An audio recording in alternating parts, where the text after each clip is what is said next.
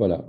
Psaume 3, verset 7. Je ne crains pas les myriades de peuples qui m'assiègent de toutes parts. Je ne crains pas les myriades de peuples qui m'assiègent de toutes parts. Donc, on va lire d'abord ce verset. Ça, c'est, bon, évidemment, le verset 7, Zaïn. Oui. Oui. L'eau. Alors, évidemment, ici, c'est une simple remarque. Le hasard, comme toujours, Zaïn veut dire l'arme, la hache. Donc, il y a une forme de combat ici. D'accord. Oui, ben on va d'abord lire. Donc, alors, l'eau ira, Mérevot, Am. mais rivevot, Oui, Mérivevot, mais rivevot, Am, Asher, Saviv, Chatou, Alaï. Amen. Amen. Alors, c'est la guerre. Je crois que c'est la guerre spirituelle, là, aujourd'hui même. Comme on va le voir, les myriades de peuples qui semblent assiéger de toutes parts le roi David, ou, si l'on préfère, le peuple d'Israël, ne sont pas du tout des nations humaines, des peuples de la terre qui seraient en guerre contre Israël. Si on calculait pragmatiquement, bon, parfois je fais ça, puisque la Bible, bon, on dit, ben alors voilà, plusieurs myriades de peuples, on arriverait à 2000 milliards d'individus sur Terre qui seraient en guerre, puisque une myriade, je pense que j'ai regardé un petit peu s'il fallait y penser. C'est évidemment impossible, la Bible ne donne jamais une information approximative et sans raison justifiée. Cela ne nous laisse qu'une seule explication possible, ces myriades de peuples, ce sont des armées célestes. Ils sont tellement nombreux que le nombre d'habitants sur Terre n'est qu'une poussière à côté de leur nombre. Ça rassure. Bon, évidemment, ça ne veut pas dire qu'on ne doit pas craindre, que David ne craint pas, parce qu'il dit « je ne crains pas les myriades de peuples », comme si que les pays autour d'Israël étaient en train d'assiéger Israël. Donc, on voit bien qu'il y a quelque chose qui n'est pas logique. Enfin, ça, c'est un avis personnel, évidemment, mais pour ça qu'il y a vraiment une allusion au côté spirituel. Donc, l'eau ira. L'eau ira, donc, je n'ai pas peur. Donc, yaré, donc craindre, frayeur, craindre, avoir peur, se tenir dans la crainte. L'eau ira, un verbe à la première personne du singulier du passé futur. Passé futur, yiktol, c'est ce qu'on dit, passé futur. Mais en tout cas, ici, le aleph devant le yaré, donc c'est un yiktol, c'est un futur. Le aleph, c'est un futur. Moi, j'ai recopié du passé futur, mais bon, ici, c'est un yiktol, c'est un état qui dure pendant quelque temps, comme notre imparfait. Autrement dit, pour indiquer une forte affirmation sans que l'idée du passé ne s'y attache. Donc, j'ai reproduit ce qui se dit quand on parle de prétérite. C'est quelque chose d'assez un petit peu confus, dans lequel on parle de passé et de futur qui s'interconnectent comme ça, qui se mélangent. Mais en tout cas, ici, on est bien dans le futur. D'accord. L'Oïra, on retrouve ça dans Psaume 23. Ah oui, quand je marche dans la mer, je ne crains. Donc, c'est l'Oïra, pareil. Hein, je ne craignais pas, je ne craindrai pas, je ne suis plus en train de craindre. Donc, c'est quelque chose qui se continue. Ah oui. Mais c'est quelque chose qui n'est pas fini, en fait. Ça se perpétue. Donc, c'est pour ça que c'est cette forme de futur. L'Oïra me rivevot. Donc, me, et puis rivevot, c'est revava, qui vient de ravav.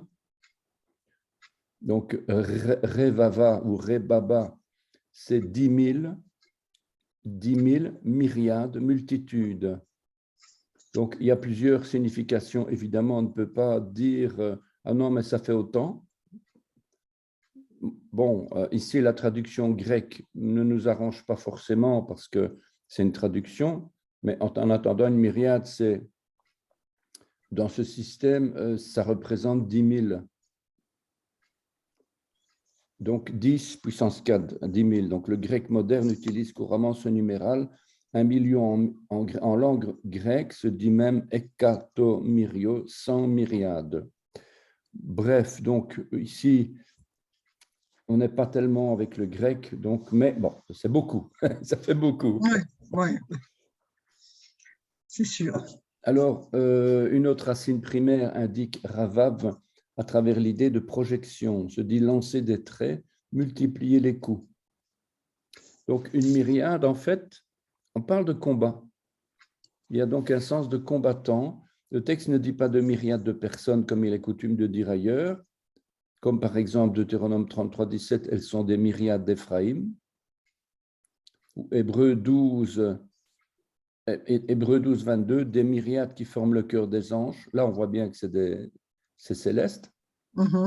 Ici, on parle de myriades de peuples. Autrement dit, comme un peuple ou un pays comporte dans la Bible plusieurs dizaines de milliers, voire plusieurs centaines de milliers d'habitants, les myriades de peuples peuvent monter jusqu'à des dizaines ou des centaines de millions de personnes. Donc, ou d'anges. Bref, ici, on pense quand même que c'est plutôt spirituel, quoi. Oui, ben oui, bien sûr.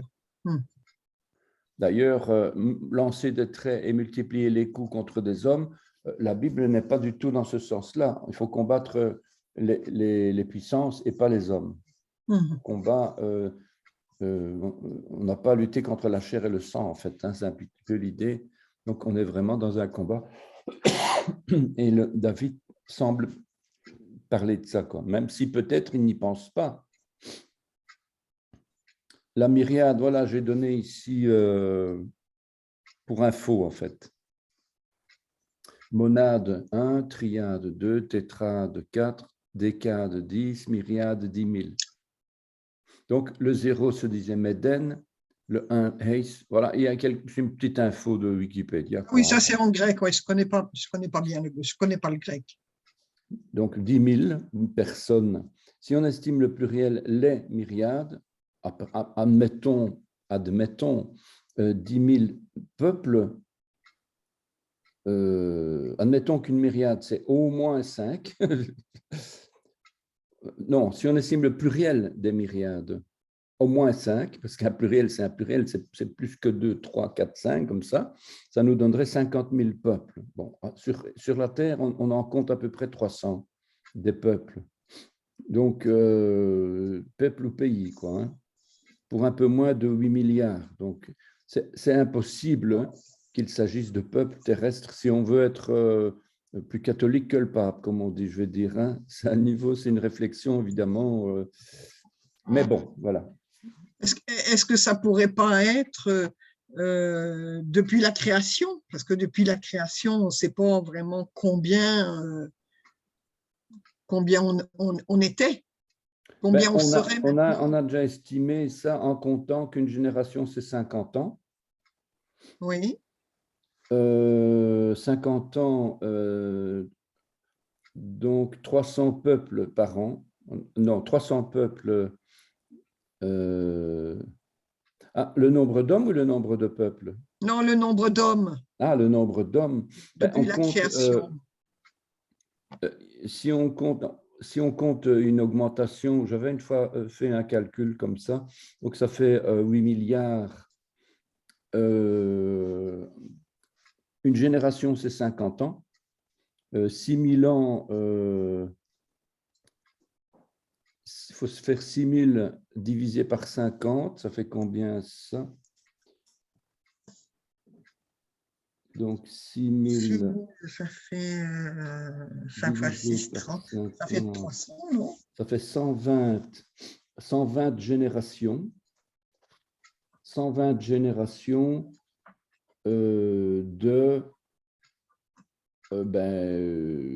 admettons qu'on était 8 milliards avec Adam, ce qui n'est pas vrai du tout.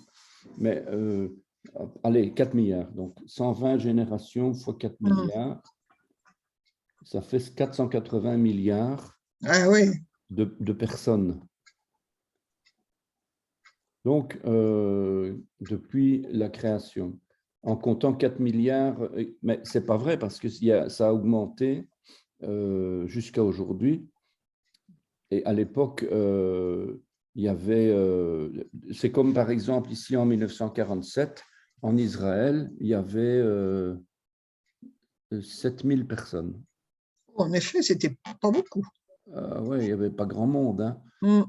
Ça, c'est ici avec Israël. Évidemment, c'est un peuple, un pays. Mais de toute façon, les nations ont augmenté. Elles augmentent chaque fois, quoi. Oui, c'est ça. Donc, c'est un calcul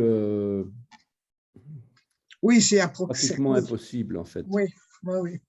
Je comprends. Des calculs comme ça, moi, j'en ai fait un autre. C'est la somme que l'Égypte doit rembourser à Israël aujourd'hui. Oula.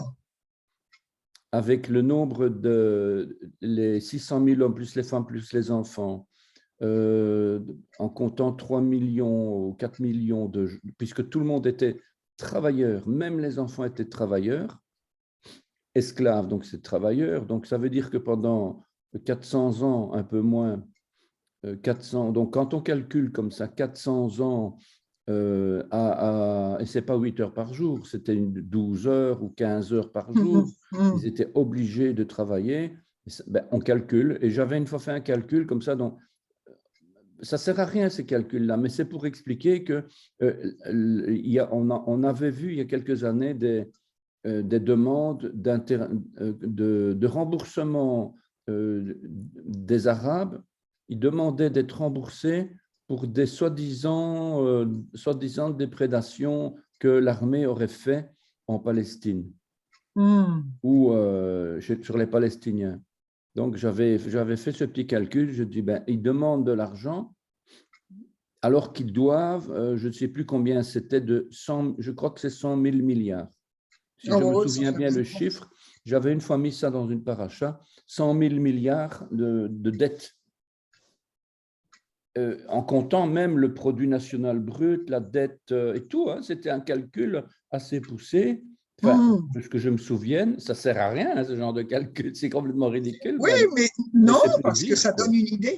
Ça donne une idée de ce que l'Égypte est redevable à Israël. Quoi. Ouais, c'est ça. En plus, sans parler, ah oui, c'est ça, sans parler même des heures. Donc, en fait, j'avais compté le salaire d'un ouvrier. Aujourd'hui, j'ai travaillé là, donc, dans le domaine du chômage et je sais exactement les salaires. Donc, je sais combien coûte un ouvrier. Ouais. Et donc, j'avais fait ce calcul-là avec les heures supplémentaires, le travail, dans le salaire de la construction. Pourquoi? Parce que, justement, c'était les pyramides. Donc, c'était beaucoup un travail de pyramide, de construction de pyramides. Et ça a duré combien d'années? Voilà. Donc, c'est sans parler des morts, des souffrances, etc. Ouais, c'est etc. ça. Donc, mais bon, voilà quoi. Bon. D'accord, merci. On ne va pas étirer son truc là-dessus, quoi. Mais enfin, bon, c'est pour dire. Alors, Am, les peuples. Am, le peuple. Donc, le regard dirigé vers les eaux de la vie. Mais finalement, ce regard est encore dirigé vers les eaux, la matrice stagnante. Le même est fermé. Ah oui. Donc, quelque part, comme on sait déjà que Am, c'est un peuple qui n'est pas converti. Ça, c'est la signification d'après les racines. Et ces myriades de peuples, des gens, c'est un nom masculin, donc il vient d'une racine Amam, perdre son éclat, caché. Le peuple d'Israël était appelé Am Israël, et on sait ce que ça représente lorsqu'il n'était pas encore Ka'al Israël. Donc Am, c'est donc l'état d'un peuple hébreu avant la Teshuvah. Donc maintenant, si on parle c'est l'état des nations. Tout le monde, toutes les nations sont comme Am Israël, comme Am, c'est-à-dire un peuple qui n'a pas fait Teshuvah. Eh oui. C'est pour ça que Am, ça représente, on sait ce que ça représente en fait. Amam, les ténèbres, donc c'est juste un rappel parce qu'on l'avait déjà vu ça. Sur le peuple, si le peuple d'avant est appelé Am, qui vient de Amam, obscur, c'est tout simplement parce qu'il avait pour père le diable. Ça signifie en clair que le monde des ténèbres, c'est Amam.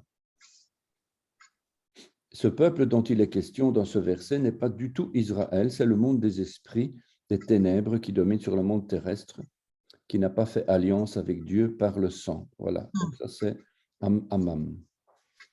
Pendant des années, on disait « Am Israël, Israël est vivant. Amen. Amen. » Amen, oui. Amen.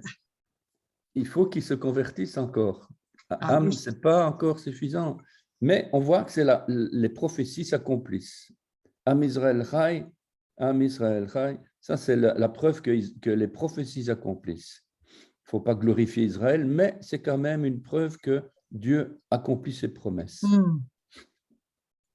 Jean 8, 44, tous ceux qui ne sont pas couverts par le sang ont pour père le diable. C'est sans l'ombre d'un doute. Malheureusement, c'est comme ça.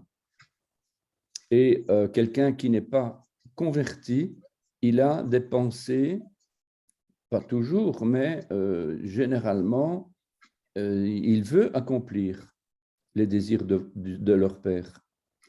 Donc, quand on n'est pas converti, on n'est pas favorable à tout ce qui vient de l'Évangile.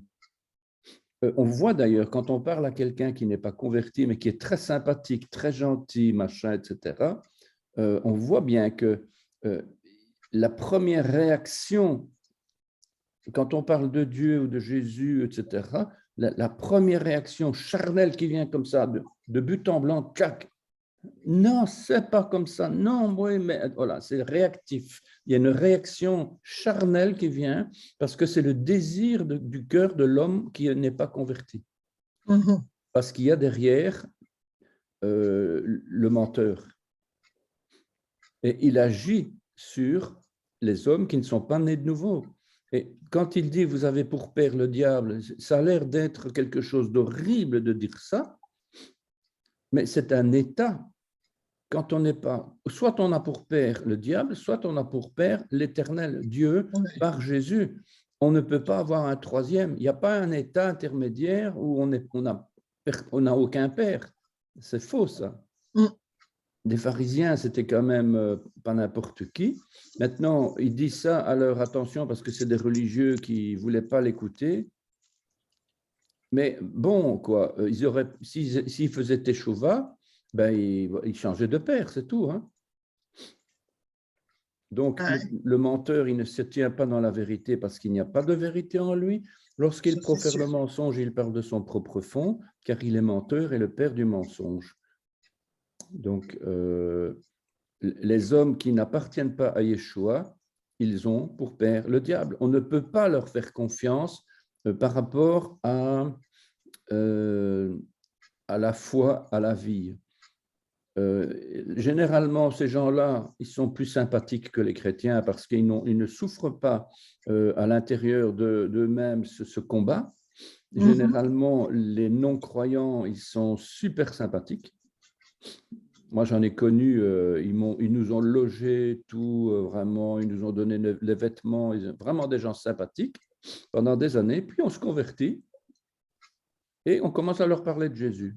C'était la guerre, mais pas la guerre froide, la guerre chaude, brûlante, fou, oh là là, terrible, terrible. Un changement radical, quoi.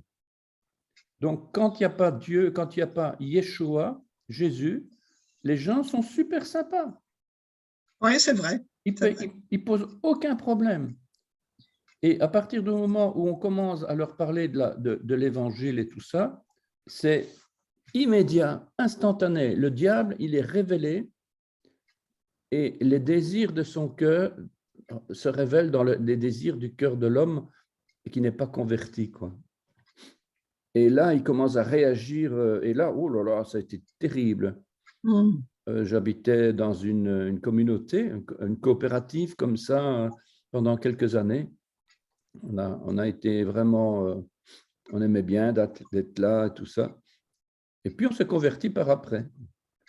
Donc, en 2 ans après, on est rentré en 84, on s'est converti en 86. Et là, ça a été la guerre incroyable. On ne pouvait plus rester, on a dû déménager, c'était impossible. Ah oui, à ce Oh là point-là. là, oh là, terrible, terrible.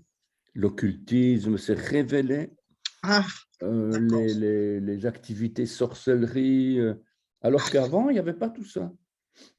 C'était un peu le monde, quoi, le monde, mais pas des gens désagréables du tout, hein, même pas de choses mauvaises en général, hein, mais des choses qui sont bien vues, hein, vivre biologiquement, le bio, cultiver la terre, avoir des réunions d'organisation, donc des choses bien, hein, la musique, tout ça. Super, c'était génial.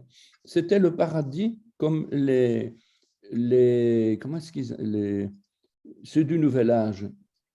En fait, c'est un Ah peu oui. le Nouvel Âge, une tendance vers le Nouvel Âge, où, voilà, donc c'est un petit peu ça. Et puis on se convertit, on vient avec Jésus, mais qu'est-ce qu'on vient avec Jésus? On fout tout en l'air, quoi. Oh là là. Pour eux, c'était une catastrophe, spirituellement parlant, c'était fou, on en a vécu des trucs, là, vraiment, la puissance de Dieu qui agissait, oh là là, on voyait vraiment, par après, on voit vraiment qu'ils avaient pour père le diable qui était le grand séducteur et c'était le menteur. C'est-à-dire qu'il y avait plein d'activités, il y avait plein de choses de séduction, mais bien, hein, des trucs, pas de la séduction sexuelle ou de la séduction, non. Voilà, et de temps en temps, il y avait un boulanger qui venait apporter son pain, il vendait son pain à la communauté, puis il venait dire, ah oui, mais j'ai planté selon la lune, Ah, ah, ah oui, dans un d'accord. cercle, etc. Puis il utilisait le pendule pour, etc. Ah ouais, c'est bien, voilà quoi. Tout ça, voilà, c'est le menteur. Bref,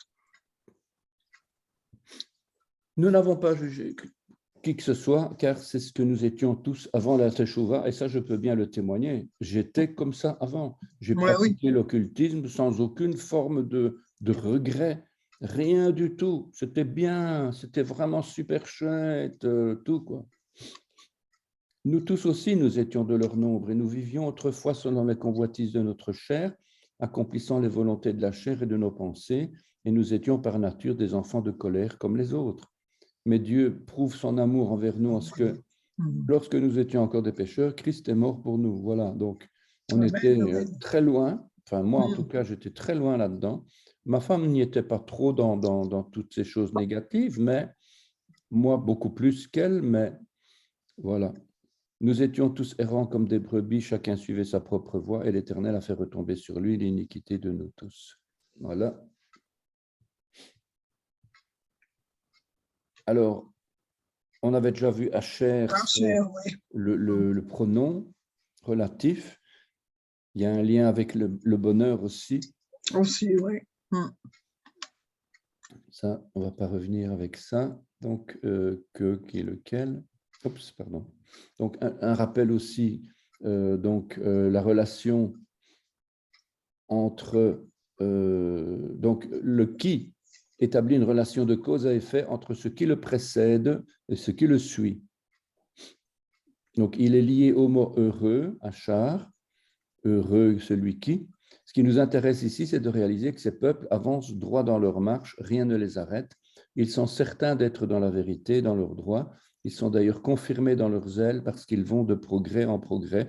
C'est là que se situe le lien entre le qui et le heureux. Tout cela se confirme au travers du nom Acharel. Dans 1 Chronique 4,16, Dieu a lié, Ah. qui est un descendant de Judas à travers Caleb. C'est la signification, cette signification, c'est sa signification qui nous montre que Asher veut dire aussi lié. Voilà. Donc, c'est intéressant d'aller voir les noms. Oui. Même qu'au départ, Achar, Achré, Acher, c'est pas tout à fait ça, quoi. Je veux dire, c'est un pronom, ça veut dire qui, que, quoi, dont, où, et voilà. Mais quand on regarde justement d'où ça vient, le qui, que, ben c'est ça, c'est le lien avec ce qui avance, et voilà, c'est le fait de lier deux choses entre elles.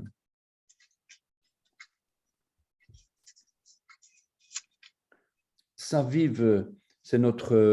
vous connaissez ça? C'est vivon, sauf. Hanouka, Uratov. Non, je ne connais pas. C'est un chant de Hanouka. Il y avait des enfants avec la toupie. Donc les enfants, ils ont, enfin, les enfants, c'est la tradition juive. À Hanouka, on distribue des petites toupies. Oui, Et sur les quatre faces, il y a des lettres. Et une fois que ça tombe, bon, voilà, c'est la tradition qui fait ça comme ça, quoi.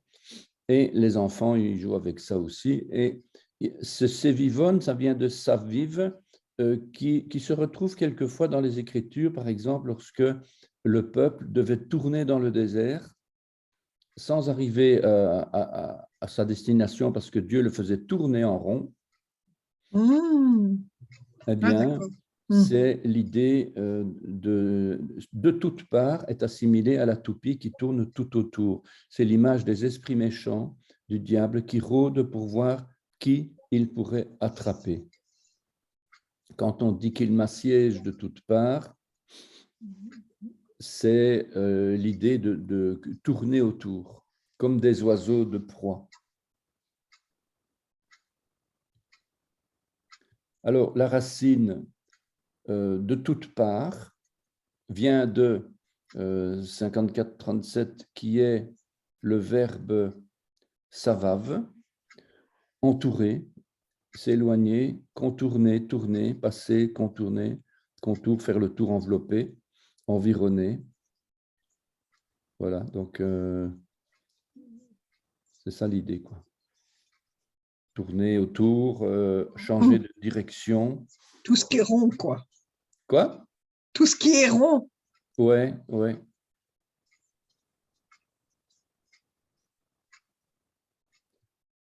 Ah oui, voilà. C'est Vivonne la toupie qui tournoie. Alors, où est-ce que j'en ai? De toutes parts. Chatou, m'assiège, chatou, ça vient de shit, le verbe faire éclater. Le verbe shit, c'est ce qu'on retrouve dans Bereshit. Ah oui. Bereshit, Bereshit, ce qui dans Reshit, dans la tête. Et puis l'action qui est très... Il y a beaucoup d'actions ici, il y a beaucoup de significations différentes. Éclater, imposer, charger, voilà. C'est tout ce qu'on retrouve dans la Torah. Donc, je n'ai pas donné le nombre d'occurrences, mais il y en a quand même quelques-unes. J'ai relevé, j'ai surligné ici quelques-unes, selon ce qui m'est venu à l'esprit à ce moment-là, c'est avoir des soucis, envoyer, soigner, se ranger en bataille, rendre semblable à un désert, préparer une moisson, voilà. Ah oui, là, voilà, 85 occurrences. Bon, ce n'est pas encore si beaucoup de ça. Ce n'est pas encore tant que ça. Ah bon? Quand même, ça fait.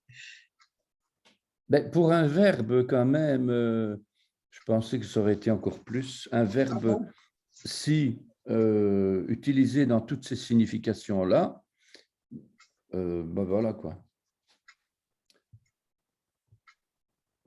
Shit englobe des actions différentes, mais dont la principale est d'imposer quelque chose, de le faire éclater, puis, in fine, d'assiéger et de frapper. Ici, il y a 3 domaines. Poser, mettre la main dessus. Fixer, désigner, fixer son esprit sur. Et constituer, faire, réaliser, faire comme. Voilà. Cette racine donne un autre mot qui s'écrit de la même façon. Vêtement de violence, shit, mise d'une prostituée, il est question d'une attaque spirituelle. Donc, assiéger, d'ailleurs, le verbe assiéger, c'est un peu ça, hein, c'est une attaque spirituelle, quoi. Ouais, ouais.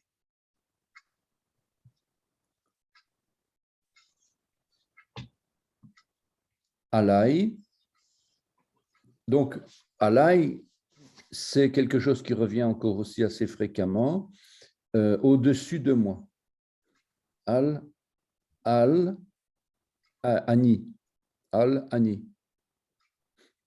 Et ça vient de al, évidemment, au, qui va d'ailleurs donner l'alia, donc monter, élever, en haut, d'accord. au-dessus, en montant, etc. Le même mot que 59 utilisant la préposition au-dessus, sur, loin de, etc. Ce verbe al est lié au verbe ol ou oul. Non, ol tout court, ol. Le joug, la contrainte, la domination. Donc, on parle vraiment de quelque chose de contre quelqu'un pour essayer d'être supérieur à quelqu'un. Et on va retrouver d'ailleurs ce verbe dans l'histoire de Joseph aussi. Enfin, j'emploie cet exemple parce que c'était assez marrant, quoi.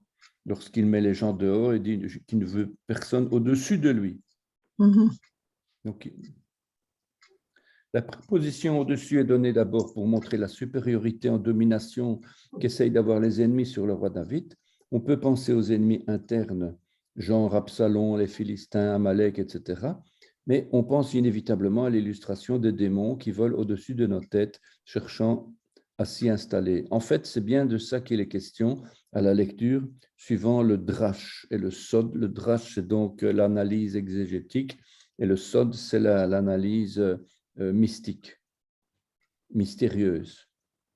Le mot ol le montre encore mieux avec le joug, la contrainte et la domination. Donc, ça démontre bien le sens profond, réel de ce mot-là. Voilà, donc on revient avec le panetier, avec le pain qui est mangé par les corbeaux. D'ailleurs, peut-être j'en parle encore. Après ce qui vient d'être dit, on peut retrouver exactement la même situation en Genèse 45.1. Joseph, qui ne put se contenir malgré tout ce qui l'entourait, il cria « Faites sortir tout le monde d'ici ». On peut lire en réalité « malgré tous ceux qui étaient sur lui ». On peut lire ensuite plus loin « Faites sortir tout le monde de dessus moi » ou « Faites sortir tout le monde de dessus ma tête ». Dommage que j'ai pas mis l'hébreu avec ça, parce que ça valait le coup là. Je vais fermer le menu parce que je ne vois pas. À la lecture hébraïque de cette phrase, il devient de plus en plus clair qu'il ne faut pas lire le texte en surface suivant la méthode du pshat, lecture littérale, mais il faut essayer de l'interpréter. Lorsque Joseph était devant ses 11 frères, en prononçant cette phrase laconique « Faites sortir tout le monde d'ici », il ordonnait aux esprits méchants de sortir. Il s'adressait à haute voix aux puissances célestes ennemies du Dieu d'Israël, les esprits méchants, les esprits d'idolâtrie et de superstition, les démons, les esprits de mort, de haine et surtout les esprits d'aveuglement qui étaient sur ses frères de sortir de l'endroit où ils se trouvaient jusqu'alors. On peut conclure ici que Joseph effectuait une délivrance avant le temps. Il était en train de chasser les démons qui se trouvaient sur ses frères. On ne peut pas dire qu'ils étaient dans ses frères. On voit bien la différence ici. On parle bien des oiseaux qui mangent un peu comme le panetier. Donc, il n'y a pas de possession démoniaque. Il y a une sorte d'appartenance contractuelle avec le Père, c'est-à-dire le diable. Mais bon, voilà. C'est pour ça qu'on dit sur, une autorité, une domination. C'est précisément après cela que le voile sur les yeux des 11 frères tomba, et c'est à ce moment-là qu'ils le reconnurent. Ici, j'interprète un peu arbitrairement parce qu'il est écrit quand même dans le texte qu'il s'annonça lui-même. qu'il a dit « c'est moi votre frère ». Donc, oui. mais bon, voilà, ça vient justement au moment où il les délivre, quoi. Tant qu'ils étaient aveuglés par des esprits de ténèbres, ils ne pouvaient pas reconnaître leur Messie, leur frère. Cette lecture est non seulement double, mais elle est aussi triple, puisque ce n'est qu'ainsi que toute la maison d'Israël pourra reconnaître Yeshua, leur Mashiach. Alors, nous avons un rôle, l'Église a un rôle aujourd'hui, particulièrement aujourd'hui, c'est d'enlever les bandelettes du corps ressuscité de Lazare. C'est-à-dire qu'il y a aujourd'hui un travail important de délivrance au nom de Yeshua. Oui, oui. Les Juifs aujourd'hui, ils sont ressuscités, mais ils sont toujours avec des bandelettes. Il y a beaucoup de choses à dire là-dessus. On a quelques études là-dessus. Voilà. Alors, le verset 8.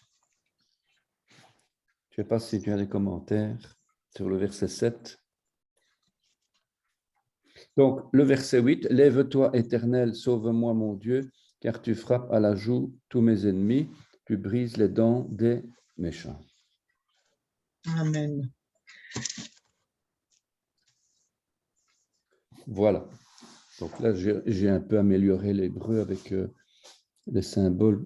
Avec tous les petits signes, ouais, maintenant je vois, ouais. De temps en temps, je viens dans le PowerPoint, j'améliore un peu les caractères parce que déjà, on voit certaines améliorations au niveau des choses très importantes. Des états construits. Quand on met un petit tiret, c'est pas très chouette, quoi. Mais bon, soit. Kuma Adonai.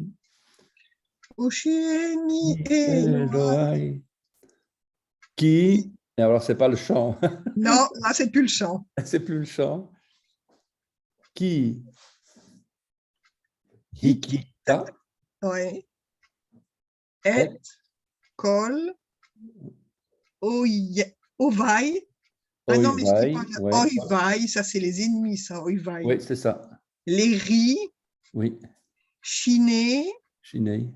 Rechaim. Shibarta, on dit? Shibarta, oui. Shibarta. Shibarta. Oui, c'est ça. J'essaye aussi d'améliorer la prononciation en regardant si, par exemple, le logos me montre, donc l'estrom, la lecture dans logos me montre si c'est un sheva qui est 100 ou un sheva. Donc, quand même des choses intéressantes aussi qu'il faut parfois corriger. Mon PowerPoint n'est pas forcément à 100%. Donc, lève-toi, Éternel, Kuma Adonai. Kum du verbe lakum, en hébreu lamed, lakum, l'infinitif. Ici, c'est kum, il n'y a pas tellement les infinitifs contemporains. Ici, on n'a jamais l'infinitif avec le lamed, comme on a dans l'hébreu traditionnel, dans l'hébreu d'aujourd'hui. Donc, kum, venir, susciter, quitter, adversaire, ennemi, etc. Donc, ce n'est pas uniquement lever ou lève-toi, c'est suscite, élève-toi, dresse-toi contre un adversaire, deviens puissant. Donc, on voit quand même quelque part, ici, Strong n'a pas forcément bien donné, si c'était à refaire, je pense qu'on devrait un petit peu améliorer ça parce que ennemi, kum, ça ne veut pas dire ennemi. Adversaire, ça ne veut pas dire ennemi. Kum, ça ne veut pas dire adversaire. Naître, kum, ça ne veut pas dire naître. Donc, quelque part, il faut être un petit peu plus logique et utiliser les mots un peu de manière plus explicite. On voit bien que ici, kum, c'est bien élever, s'élever. C'est la traduction, mais quand on voit ce qu'on nous propose ici, je ne suis pas d'accord. C'est pour ça que à chaque fois, moi, quand je suis en relation avec Shmuel là, en Israël, à chaque fois, lui, il va aller voir dans la Bible. Hein. Ah bah oui, bien sûr. Et il va aller voir, comment ça et il n'est pas content. Hein. Mais comment ça devenir puissant? Et il va voir. Ah ouais, mais non, mais c'est pas ça que... Ouais, et puis il explique. Donc, il faut rentrer dans le texte, quoi. C'est ça, ouais, oui. Alors, et parfois, bon, je n'aime pas trop, mais parfois, il va dans son hébreu courant. Comme on a du français courant, eh bien, lui, il va dans son hébreu courant pour voir comment ça a été traduit dans l'hébreu contemporain, quoi. Évidemment, ça n'a plus rien à voir avec l'hébreu biblique, mais nous, on a bien des Bibles en français courant. Eh bien, eux aussi, ils ont des Bibles en hébreu courant. Et ce n'est plus du tout les mêmes mots. Hein. Mais seulement, il y a derrière, je pense, il y a parfois, en tout cas j'espère, un esprit hébraïque qui fait que la lecture, elle est parfois logique, même si elle n'utilise pas les mêmes mots, quoi. C'est une pensée hébraïque qui n'a absolument plus rien à voir avec la pensée occidentale, quoi. Et nous, on n'est pas habitués à ça. Voilà. Quand on veut parler d'une hauteur, on dit coma, nom féminin, hauteur, haut, élevé, taille, grand, éleva, élévation, tige. Kuma, verbe à l'impératif du mode normal, kal. Le verbe kal nous donnerait élève-toi éternel. Élève-toi éternel dans un sens hostile. Élève-toi, sois puissant éternel. Lève-toi éternel, viens sur la scène. Lève-toi éternel, maintiens-toi, sois établi, sois confirmé. Alors, on avait vu page 17, ouais, les pages, c'est plus valable maintenant. Dans le psaume 1,5, les méchants n'auront pas le dessus dehors d'un procès en jugement. Ils ne se lèveront pas au jour du jugement. Ils ne se jetteront pas, ils ne s'établiront pas, ils n'iront pas, ils ne demeureront pas, ils ne tiendront pas. Donc, quand on dit se lever et s'élever, ça veut dire tout ça, quoi. Ah oui. Les méchants ne s'élèveront pas comme s'élèvent les tiges qui se dressent vers le soleil, ils ne seront pas établis. Les tiges, les feuilles, aléyou, donc c'est le même mot que s'élever, toujours du verbe al, supériorité. Mais avant de s'élever, évidemment, rien à voir avec Kuma ici, hein, mais avant de s'élever, ils ne vont pas naître d'en haut.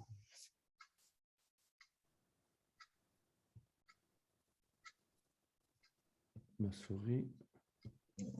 Yasha. Alors, qu'est-ce que c'est pourquoi Oshieni. Kuma Adonai Oshieni. Donc, Yasha, une racine primaire, défendre, délivrer. Ah oui, sauve-moi. Sauve-moi. Yasha va donner Yeshua. Ah oui. On ajoute un Vav. Et c'est une des racines donc, de Yeshua. Oshieni est donné au Ifil, c'est-à-dire faire, sauver, délivrer, libérer de troubles moraux, spirituels, donner la victoire. Donc, il faut toujours aller voir le mode grammatical. Ce n'est pas simplement aller voir la racine, on est tout content d'avoir la racine. Il faut quand même voir le mode. Oui, oui. Oui. Sauve-moi. Oshieni. Ouais, donc, j'ai mis l'écran avant d'entourer. Ici, j'ai mis un écran de la grammaire sur Internet. Les Hoshia. Les Hoshia, donc sauver, délivrer. Ça, c'est donc au mode donc ce qui se dit aujourd'hui en Israël. Au présent, c'est Moshia et au passé, c'est Hoshia. Ah ouais, d'accord. Hoshia, Moshia, les Hoshia. Est-ce que j'ai donné autre chose après? Oui, j'ai donné autre chose. Au présent, c'est en haut à gauche, Moshia, Moshiim, Moshiyim, au masculin. Au féminin, Moshia, Moshiyot. Ah oui, Moshiyot, oui. On fera un peu de grammaire conjugaison dans notre nouveau Dans cours. le cours, oui. Ouais. Là, il faudra que j'étudie. Ouais, j'ai un document là qui est un peu complet, avec beaucoup d'exemples, beaucoup de passages bibliques, donc ce serait intéressant de rentrer là-dedans. Au passé, on va avoir les préfixes plutôt du côté des suffixes sur la gauche. Hoshata, Hoshat, Hoshia, Hoshia. L'un, c'est avec un he, l'autre, c'est avec un rien que le haïn. Oui, il y a le haïn, oui, oui, oui. Il y a le he devant pour le féminin. Alors, Hoshani, Hoshanu, donc Anachnu, Hoshanu. Puis, Atem, Aten, Oshatem ou Oshaten, Hoshiu, Hoshiu. Ça, au passé. Et puis au futur, c'est donc avec des préfixes devant. Et on va retrouver le tav, le yod, le nun. Toujours tav, yod, nun.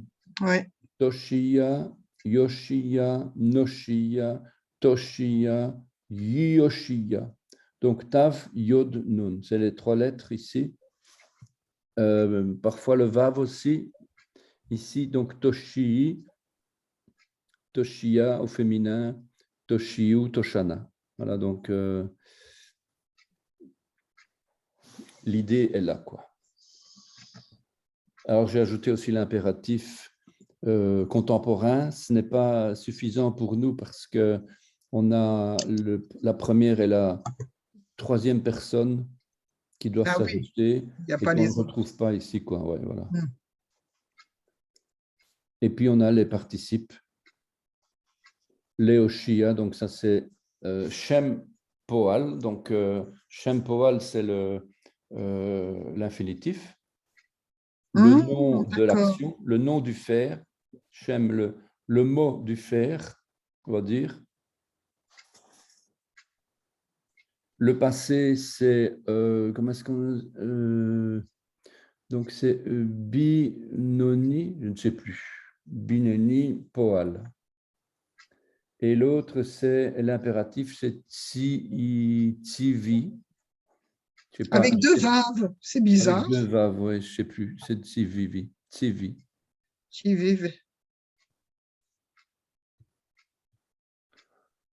L'infinitif, donc je reprends mon yasha.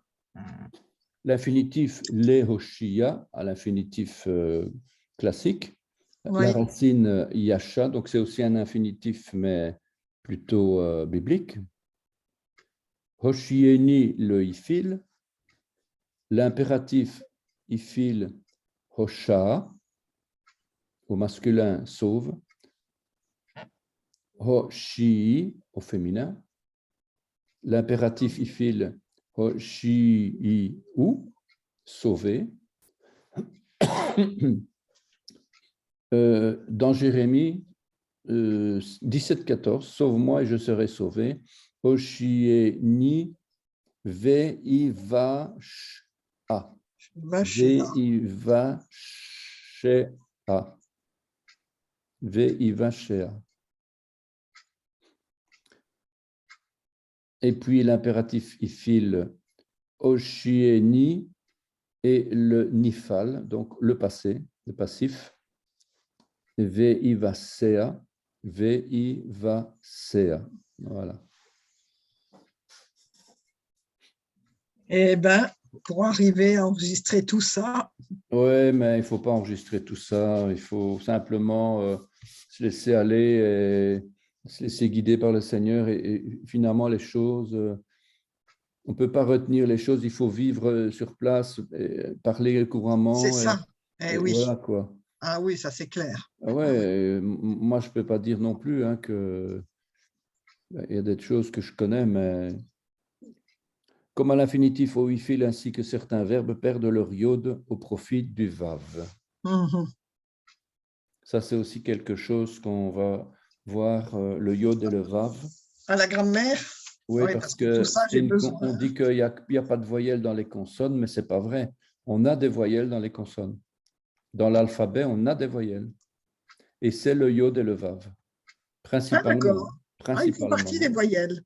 Dans certains cas, le yod est une consonne, dans un autre cas, c'est une voyelle. Le vav, c'est une consonne dans certains cas, mais dans d'autres cas, c'est une voyelle. Et donc, il faut savoir quand est-ce que c'est une voyelle et quand est-ce que c'est une consonne, quoi. C'est ça. Ouais, voilà. Yasha, la racine, Yeshua, hein, donc qui a donné Yeshua, quoi, avec le vav qui a été ajouté. Après le He, le Vav prend la place du Yod. Donc le Yod a disparu. Eh oui. Alors, mon Dieu, Elohai, mon Dieu, un nom masculin pluriel construit. Donc ça vient de Eloah, ou plus rarement Eloha, Eloah, Eloah. Je pense que le He est un He paragogique, si je ne m'abuse. Alors, mais c'est aussi un faux Dieu. Donc, Elohim, Eloah, je ne sais pas qui c'est qui a dit dernièrement que dans une église, on ne peut plus dire, si on dit Elohim, c'est occulte, un truc comme ça, parce que ça peut vouloir dire aussi un faux Dieu. Donc, il ne faut plus utiliser dans les églises chrétiennes. Hein, ah bon? parce que quelqu'un a dit Elohim dans une prédication et il s'est fait virer comme un malpropre. Oh. N'importe quoi. Ah oui, voilà. Alors, de temps en temps, on utilise Eloah en poésie ou dans un langage un petit peu différent que le langage courant, donc pour désigner le vrai Dieu. Oui, ça c'est dans les psaumes, je crois qu'on le trouve. Ouais. Elohim au pluriel vient probablement de Eloah ou de Eloah et Elohai, est une forme suffixée mon Dieu. Il peut s'écrire avec ou sans lettre vav. Exceptionnellement, le mot se termine avec un he complété d'un dagesh. Ce nom est accordé suivant les cas. Par exemple, dans Habakkuk, alors son ardeur redouble, il poursuit sa marche, il se rend coupable, sa force à lui, voilà son Dieu. Zu koho lehoho. Donc, zu koho, zu koho, puisque koho c'est koach, c'est la force. Eh bien, donc ici, koho, c'est sa force à lui. Sa force à lui. C'est pour ça qu'en français, on dit sa force à lui. Ah oui. L'Eloho. Ici, j'ai pas l'Eloho, non. Oui, enfin, l'Eloho. Oui, c'est bien, c'est l'Eloho. C'est bien écrit, c'est l'Eloho, voilà.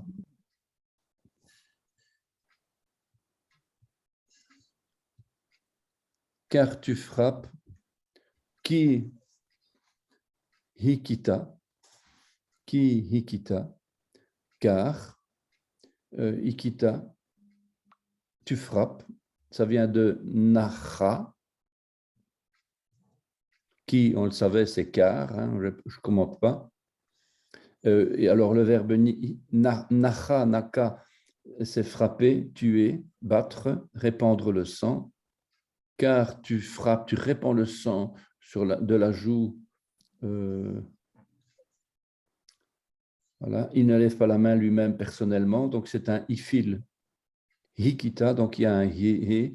Dieu ne frappe pas, il utilise Satan pour frapper, ou bien il utilise un ange, ou bien il utilise un homme, mais lui ne frappe pas. Il ne lève pas la main lui-même personnellement. Donc le he est important. Frapper, battre, châtier, attaquer, détruire, conquérir, envoyer un jugement. Donc voilà, tous ces commentaires, toutes ces significations. Donc ça, c'est nacha. J'ai donné ici, pareil, hein, la conjugaison. Et hikita, voilà, c'est un passé. Donc un masculin, un passé, voilà, Hikita. Ah oui. Frapper, battre, cogner. Car tu frappes, voilà. Qui quitta. Qui hikita. Oui, c'est ça.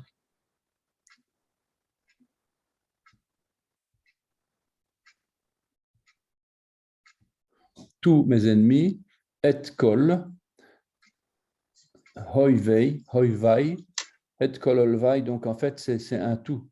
Je ne sais pas pourquoi j'ai séparé, et kol, un double perfectionnement, un couronnement.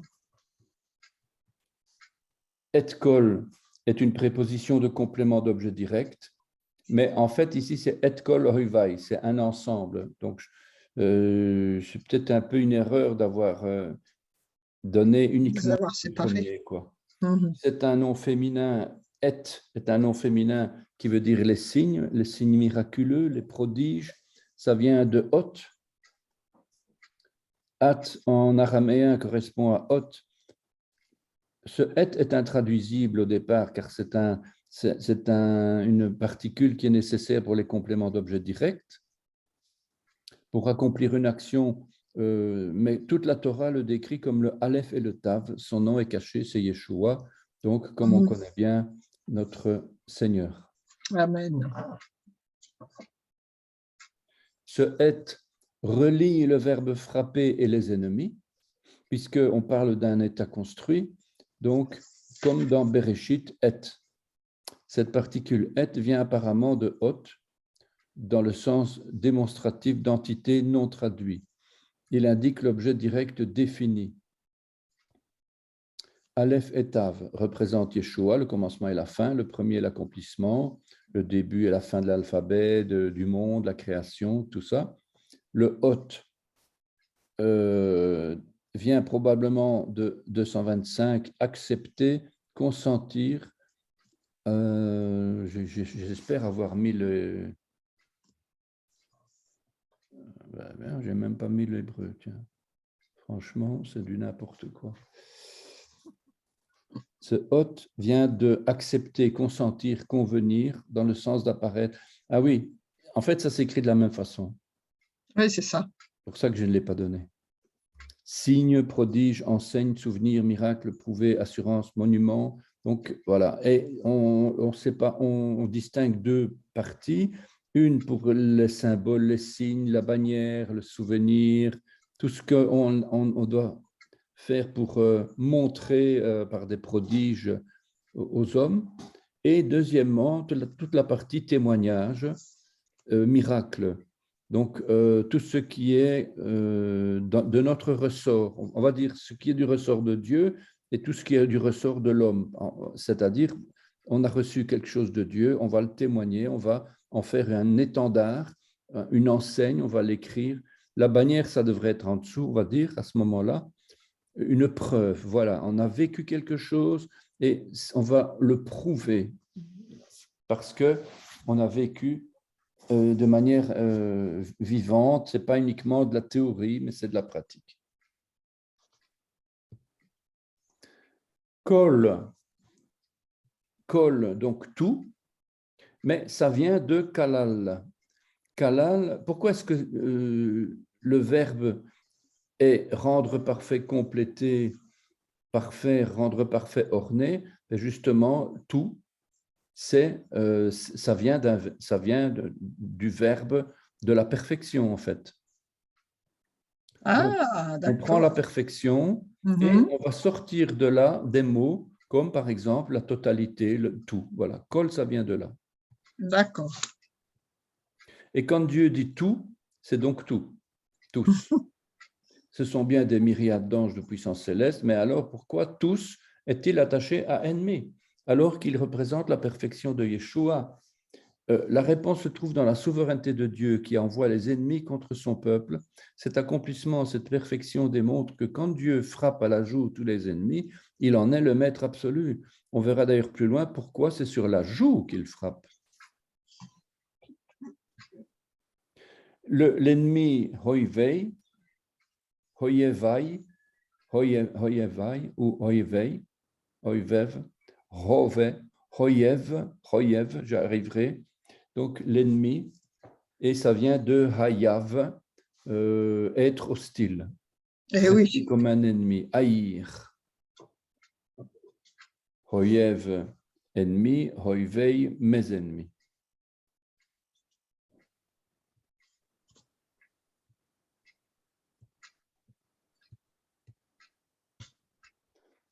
Alors, l'ajout l'échi. L'échi, ça vient de l'échi, donc l'échi du sens d'être doux, la joue, la mâchoire, la bouche. C'est aussi l'os de la gueule d'un animal. Ah la bon? joue d'un homme, Ah, oui. oui, d'accord. Avec l'ajout l'échi, on va découvrir une particularité de la langue hébraïque. Les premières lettres forment un thème récurrent. Le lamed suivi du chet vont nous faire rentrer dans le thème de l'alimentation. Généralement, quand on a une racine, j'en parle pas beaucoup de ça, mais il faudrait que j'adapte un petit peu mon discours. C'est que les racines, on dit que c'est 3 lettres. Oui, oui et non. En fait, c'est 2 lettres. C'est les 2 premières d'abord.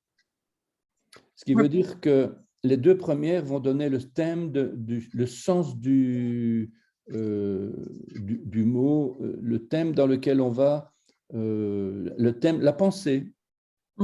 C'est les 2 premières lettres. C'est souvent le cas. D'accord, les 2 premières lettres. Ouais. Le lamed suivi du chet vont nous faire entrer dans le thème de l'alimentation.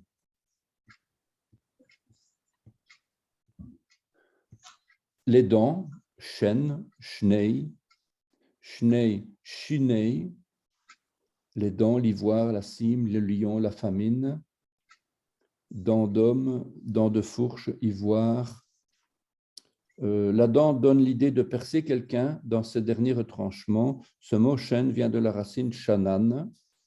Donc, quand on dit que shen, c'est le mépris ou la dent, ou bien voilà, c'est un petit peu, c'est important de savoir. Et shanan, c'est aiguiser, inculquer, se sentir percé, rendre tranchant, aigu. Donc, ce mot de shen qui est dans la bouche qui va prononcer la parole de Dieu, la bouche qui va soit bénir, soit maudire, eh bien, c'est avec l'idée des dents, parce que la langue, elle a une autre fonction et les dents ont une autre fonction. Donc, en fait, on a vu que dans les sons qui sortent de la bouche, plutôt qui sortent du cœur et des poumons, qui passent par la bouche, ces sons, et à un moment donné, ils rencontrent un obstacle. Et ce sont les obstacles qui vont produire le son. Ce n'est pas le son qui va sortir du cœur, on ne comprendra rien. Il faudra qu'il y ait un obstacle, des obstacles gutturales, labiales, dentales. On a les obstacles dentaux, et voilà. Et on va retrouver nos dents qui vont produire dans le verbe quelque chose de aiguisé, inculqué. Voilà, c'est un petit peu voilà. Shanan, c'est le verbe. Et dans les passages ici, on voit tu les inculqueras.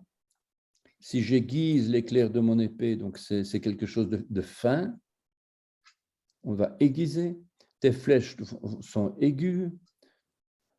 Ils aiguisent leur langue comme un glaive. Je me sentais percé dans les entrailles. Voilà, donc c'est ce qui se cache derrière les dents. Donc, pourquoi est-ce que je brise les dents des méchants? C'est parce que je brise justement tout ce qui est dangereux pour moi. Les méchants, ils vont aiguiser pour me détruire. Ils vont m'envoyer des flèches aiguës. Ils vont aiguiser leur langue. Ils vont me percer. Eh bien, voilà. Et Dieu nous dit, tu brises les dents des méchants. Tu détruis sa puissance. Tu détruis tout ce qui est en lui qui permet d'affiner sa méchanceté ou déguiser son épée, c'est-à-dire sa méchanceté. Enfin, voilà, son cœur mauvais. Oui, ça montre bien que ça perce, que ça mord. Oui, voilà. Des méchants, des Réchaïm, ça on avait déjà vu, Racha, Oui, oui. donc de celui qui est condamné. Le méchant, c'est celui qui est condamné, qui est coupable de péché envers Dieu ou envers l'homme, donc il a besoin d'être sauvé, mais il ne veut pas. C'est la différence entre Rachaïm et Chataïm. Les Chataïm, ce sont des pécheurs, mais qui peuvent être pardonnés, qui veulent être pardonnés, etc. Qui veulent ou qui ne veulent pas, mais le méchant, lui, rien du tout. Lui, il est impie. Point à les lignes, il répand le trouble. Point à la ligne. Il reste coupable devant Dieu. Voilà, ça c'est le méchant. Le méchant, c'est celui qui est condamné éternellement, c'est l'impie, sans piété, qui n'a aucune vie avec Dieu. Si on est méchant et cruel avec les méchants, alors on est considéré comme vainqueur spirituellement. 1 Samuel 14, 47. Après que Saül eut pris possession de la royauté sur Israël, il fit de tous côtés la guerre à tous ses ennemis, à Moab, aux enfants d'Ammon, à Édom, au roi de Tsoba et aux Philistins, et partout où il se tournait, il était vainqueur. Racha. Donc, il était Racha, il était méchant. Et ça a été traduit par il était vainqueur. Ah oui, d'accord. Ah oui. Ouh là là. C'est quand même... C'est quand même incroyable, ça. Ah oui, ah oui. C'est quand même fort. Lorsque Saül était vainqueur contre les Philistins, donc vainqueur, on a compris, hein, méchant, Oui. en 1 Samuel 14, il était considéré comme Yarshia. Donc, ou Vekol Asher Yifne Yareshia. Yareshia. Yareshia. Ici, je crois que c'est un Sheva vocal. Vérifier. Yareshia.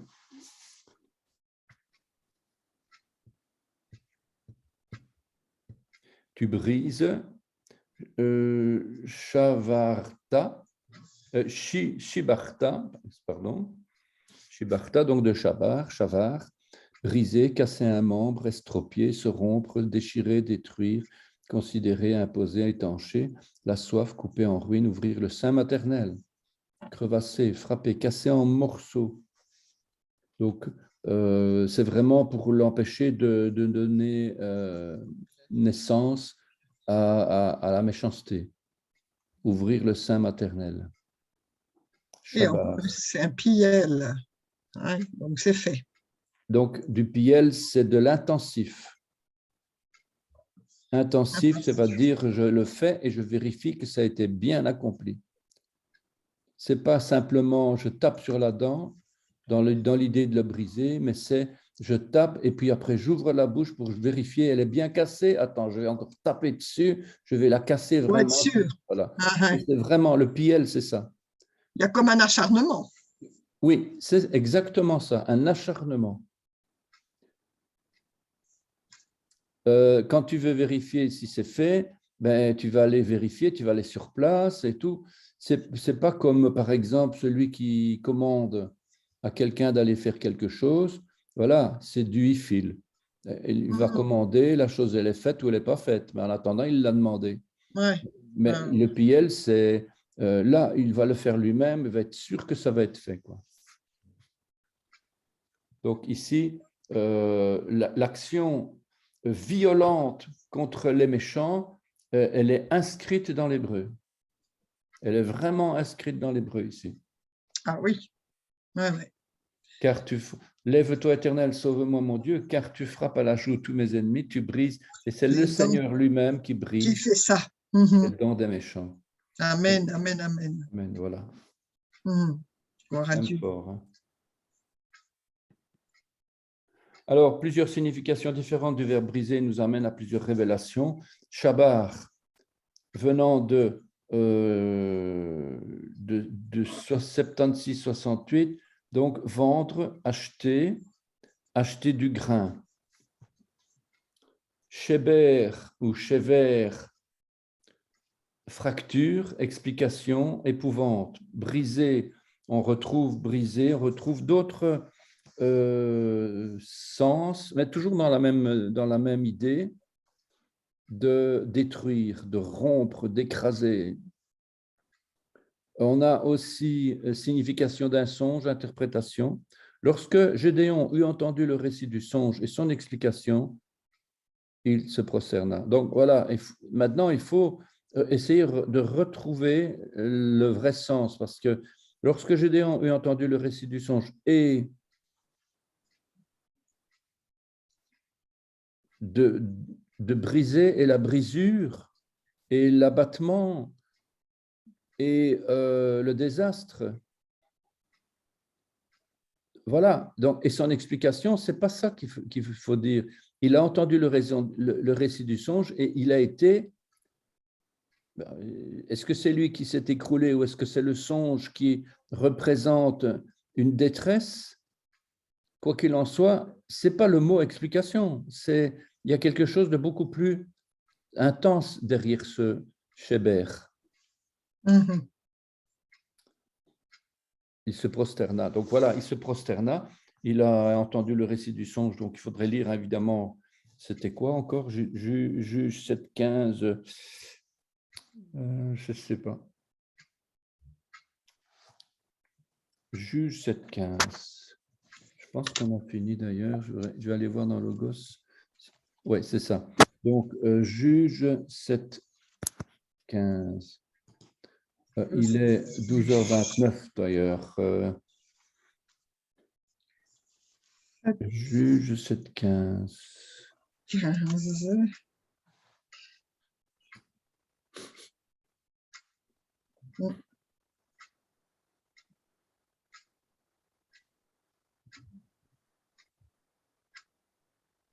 Voilà, Juge 7,15.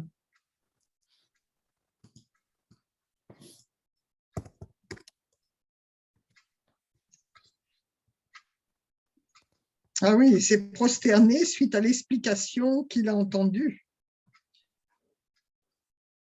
Donc, si je lis 14, on va voir ce que Voilà, c'est, qu'est-ce qui est écrit avant.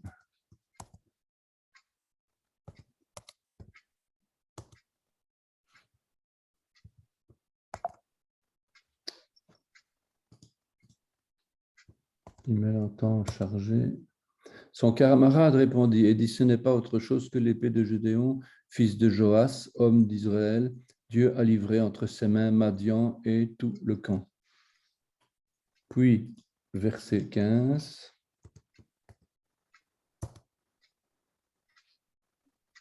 Lorsque Gédéon eut entendu le songe, la chalon, le songe c'est la chalon, chalom,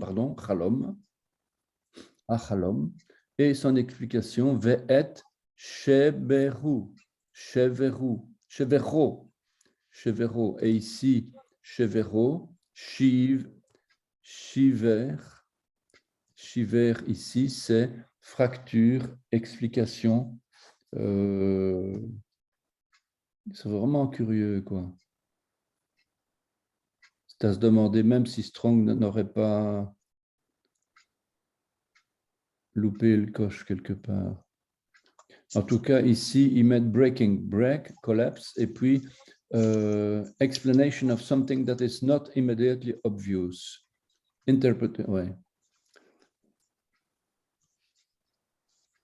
Et on parle d'achat, de fracture, d'abattement.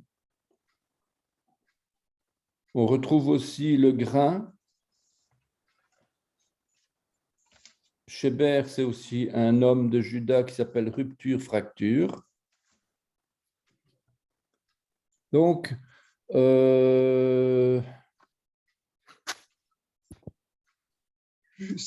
15, 7, 15.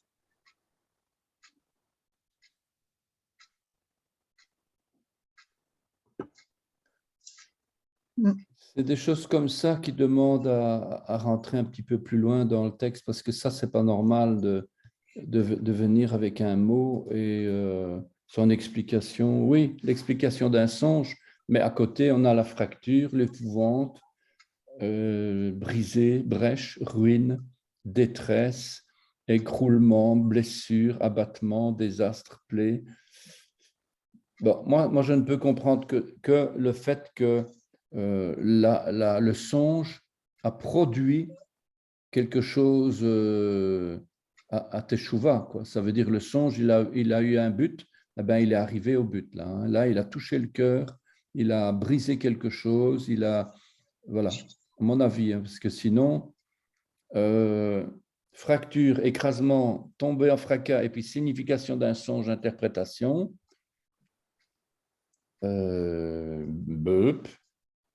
parce qu'en hébreu, c'est chivrot, non, c'est chivero. Son interprétation, chivero. Chivero, oui. Chivero. Chivero. Si on va voir dans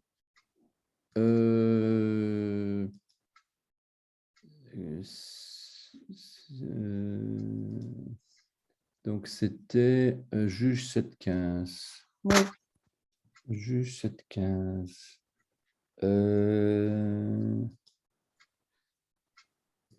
Dans le comparateur. Ah, oui. Juge 7.15. On va voir ce que ça donne. Hein. Je peux toujours aller comparer.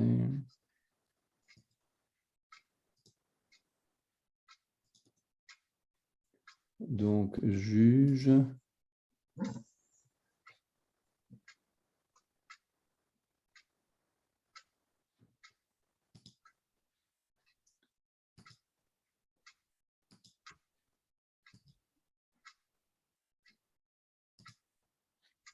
Voilà. Alors, Gédéon ayant entendu ce songe et l'interprétation qui en avait été donnée. Adore à Dieu. Interprétation, explication, le récit du songe, son explication, son interprétation, songe et son interprétation, récit du songe et son explication, songe et son explication, songe et son explication, récit du songe et son explication, récit du rêve et son explication, récit du songe et son explication. Ouais, aucun commentaire sur la vraie racine du mot. Aucun. Et ça prouve bien que les traducteurs n'ont pas compris pourquoi il y a une différence. Pourquoi il y a une différence entre le... Voilà. Ça, c'est un problème, hein, vraiment un problème. C'est pas normal, ça. Parce que l'explication, il faut expliquer. C'est pas que expliquer. Et alors, on voit vraiment que dans l'idée de ce mot, il y a vraiment un trouble, il y a une rupture, il y a une brisure, il y a quelque chose qui se passe de très violent là à l'intérieur du cœur, peut-être. Et c'est pas expliqué, quoi. Enfin, voilà. Bon. On a de largement dépassé l'heure. Oh, bah oui, dites donc, hein. Je vais être obligée de payer des honoraires supplémentaires. Hein. Et ça serait normal. C'est pour ça que... Enfin, non, c'est pas pour ça que... c'est pour ça que j'ai... En fait, c'est pour ça que j'ai fait un site à part qui est un peu indépendant, quoi. D'ailleurs, les gens peuvent suivre les cours indépendamment, voilà, quoi. Donc ici on est un peu plus libre de faire dans le Seigneur, et voilà, quoi. Oui, mais quand vous faites à part, ça vous prend du temps. Bah oui, voilà, quoi. Et j'entends pas mon petit-fils, hein, il est toujours en train de dormir, là. Ah ben, voyez, hein. En tout cas, une bonne semaine à vous. Merci à vous aussi. Et puis, vous me direz pour la grammaire. Hein. Pas cette semaine. Donc, soit demain, non. Non, pas cette semaine parce que non, moi non plus, pas cette semaine, parce que j'ai mon petit-fils aussi. C'est pas pressant. Hein. D'accord, ça va. Ah, ben tiens, montre-toi. Bonjour. Voilà. Ça, c'est mon premier de mon fils. D'accord, il a quel âge? 11 ans. Oui. Oh. Beau jeune homme. Il n'est pas bête du tout, il est futé, intelligent, fait de la musique. Comme son grand-père. Voilà. Shalom. Shalom, bonne semaine. Bonne semaine. Soyez bénis. Merci. Sois Merci bénis. à vous aussi. Merci.